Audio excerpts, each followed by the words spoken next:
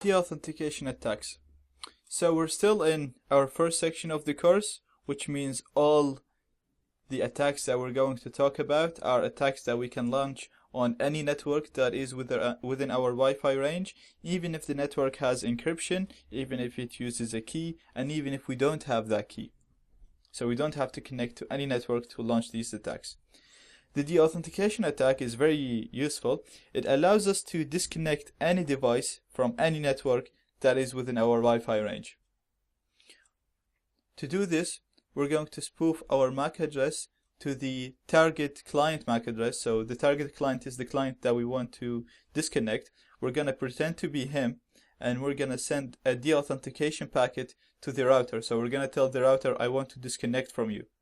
At the same time, we're going to spoof our MAC address to the access point MAC address, to the router's MAC address, and tell the target client, the client that we want to disconnect, we're going to tell him, you need to re-authenticate yourself. So when we do this, we're going to successfully disconnect the target client.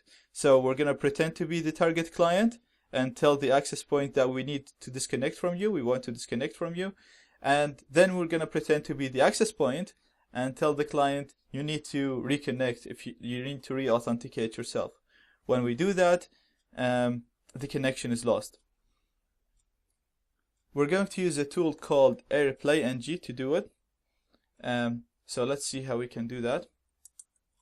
First of all, we're going to need to run AeroDumpNG on the target network because we want to see which clients are connected to it. So we want to see what devices are connected to this network.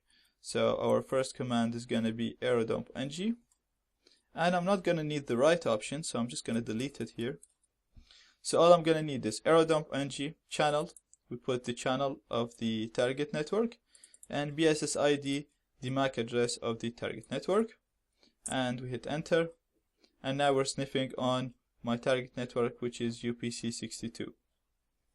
So my target device is going to be this device. This method would work on any device, whether it's a Linux, Windows, Mac, if it's a phone, Android, iOS, it doesn't matter. They all use the same method of transferring packets, so it's going to work on any Wi-Fi enabled device. Let's make sure we have connection here. I'm just going to go to google.com. Make sure I'm connected to the internet. Okay, so we see now that Google is working perfectly. Let's go back here, and I'm gonna split the screen here. So we're gonna run AirPlayNG now to disassociate one of the devices from the network. We can run it to disassociate all devices, but I found when I do that, it doesn't really disassociate all of them because we have too many targets to disassociate.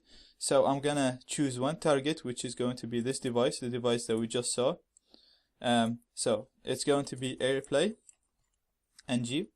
and then we're gonna deauthentication attack, and then we're gonna put the number of deauthentication packets that we're going to send. So I just put a very large number to keep the device disconnected. Then we're gonna put the target access point. So it's the MAC address of our target access point. This is it.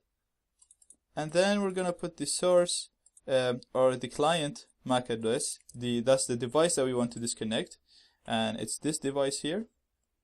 So I put its MAC address there, and I'm just gonna put 10, my Wi-Fi card with monitor mode.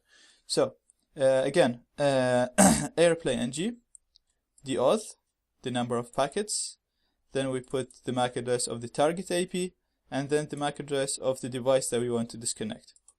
I'm gonna hit enter, and AirPlayNG now send in the authentication packets. Let's go to the target device and see if we still have internet connection.